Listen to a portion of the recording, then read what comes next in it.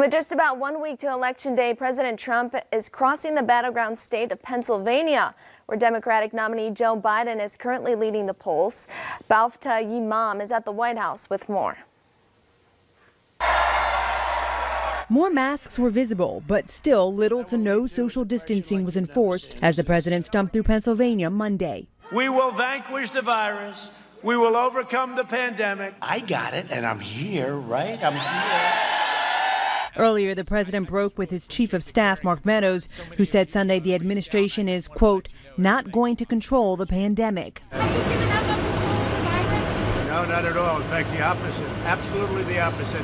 We've done an incredible job. Democratic vice presidential candidate Kamala Harris sharply criticized the president's handling of the virus during an appearance on ABC's The View. We have witnessed the greatest failure of any presidential administration in the history of our country. On this issue, over 225,000 Americans have died. The White House is experiencing another COVID outbreak, this time in the vice president's office, with several staffers, including Chief of Staff Mark Short, testing positive in recent days.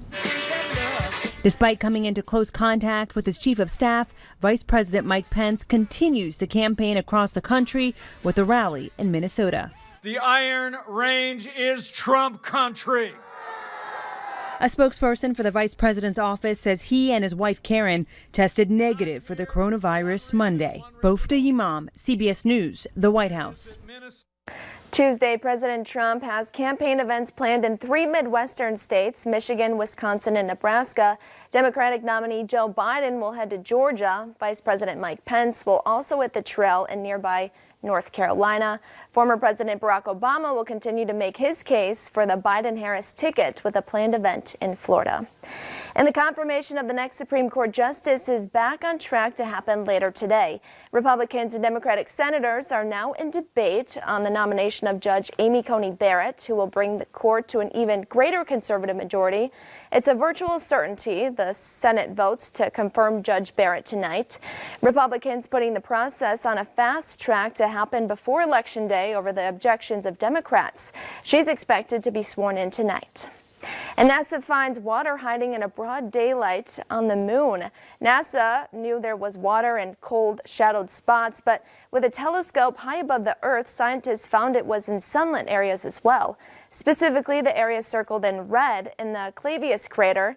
NASA put a telescope on a modified Boeing 747 SP aircraft called Sophia.